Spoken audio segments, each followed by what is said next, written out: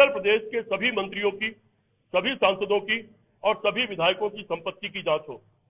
और उनको जो एमपी लेड फंड मिलता है, एमएलए लेड फंड मिलता है, उस सारे फंड की भी जांच हो कि उसको कैसे कहां खर्च किया गया है। इसी के लिए हमने आज प्रेस कॉन्फ्रेंस बुलाई है और भ्रष्टाचार में बुरी तरह से डूबी हुई भारतीय जनता पार्टी,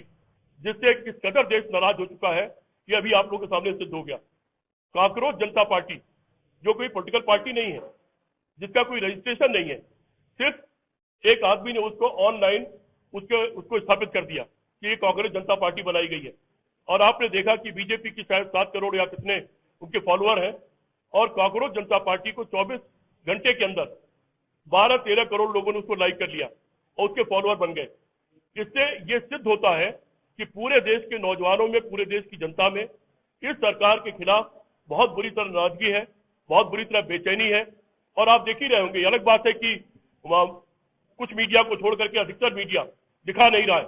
लेकिन अभी जयपुर में कांग्रेस पार्टी ने प्रदर्शन किया और वहां करीब 1 लाख लोगों ने उसमें हिस्सा लिया। हमारे मध्य प्रदेश के अध्यक्ष ने प्रदर्शन किया, वहां पर भी लाख के करीब लोगों ने हिस्सा लिया। बिहार में प्रदर्शन चल रहे हैं, 50 हजार लोग उसमें आ रहे हैं। अन्य प्रदेशों में भी,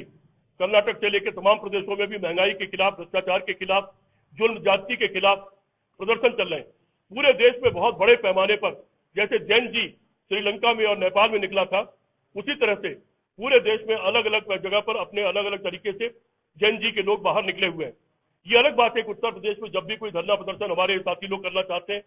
तो पहले पुलिस इनके दरवाजों पहुंच जाती है, नोटिस लेकर के, और 5-7-8 मुकदमे लादने की सरकार ऐलान कर देती है और घर से बाहर कोशिश करती है कि न निकलने पाए।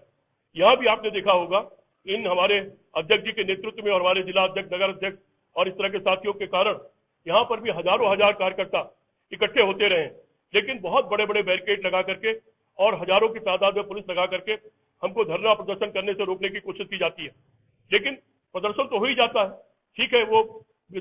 विधानसभा के सामने नहीं होता है, लेकिन सड़क पर निकल करके कांग्रेस का जो राहुल गांधी का जो बहादुर सिपाही है, वो प्रदर्शन तो कर ही देता है। उत्तर प्रदेश की सरकार अपने तानाशाही रवैये के कारण प्रदर्शन नहीं होने देती, वो अपनी जगह, लेकिन पूरे देश का नौजवान बुरी तरह से आंदोलित है, पूरे देश का किसान आंदोलित है, महिलाएं नाराज है, या पूरा देश नाराज है इनके भ्रष्टाचार से। आप लोगों को भी तमाम दफ्तरों में काम पड़ता होगा, आप लोग जाते होंगे दफ्तरों में, आपके परिवार को, रिश्तेदार को काम पड़ता होगा। आप लोगों को भी पता होगा, आप मीडिया के लोग हैं, किसी पुलिस चौकी में गलती से चले जाइए, आपसे पूछताछ के लिए भी बुला लिया जाए, 50,000 रुपए देने से नीचे फिर आपको अपने घर नहीं जाने दिया जाता है। वही स्थितियां सारे दफ्तरों की है। जीरो टॉलरेंस की बात करने वाली सरकार भ्रष्टाचार में बिल्कुल नहा रही है, भ्रष्टाचार के कीचड़ में डूबी हुई है। और वो भ्रष्टाचार के कीचड़ में डूबी हुई सरकार जो अजय राय, जिनकी जिंदगी बिल्कुल स्लेट की तरह साफ है, बिल्कुल जिनकी जिंदगी साफ है, जो खुलेआम, अगर साफ नहीं होती,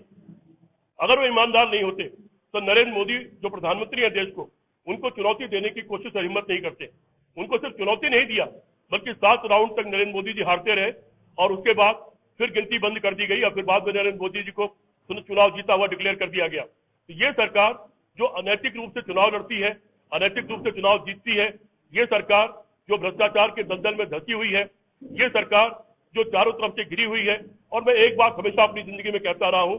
कि भ्रष्टाचार जो है वो तो है ही है, लेकिन वादा खिलाफी भी बहुत बड़ा भ्रष्टाचार है। अगर किसी पार्टी ने, किसी नेता ने कोई वादे किए हैं और उन वादों को पूरा नहीं करती है, तो वो खुद में बहुत बड़ा भ्रष्टाचार माना जाता है, ऐसा हमारे मनीषियों का कहना है। इस सरकार ने जितने भी वादे किए थे, मैं वो सब दोहराऊंगा तो काफी टाइम लगेगा, और वो सारे वादे आपको पता है, आप सब लोगों की जेहन में वो सारे वादे मौजूद हैं।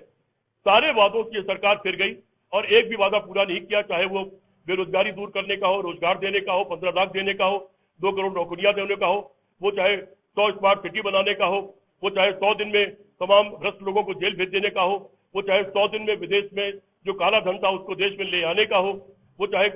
बुलेट ट्रेन चलाने का हो, इस तरह के चीन को लाल आंख दिखाने का हो, पाकिस्तान को एक के बदले सर लेके आने का, 100 सर लेके आने का हो,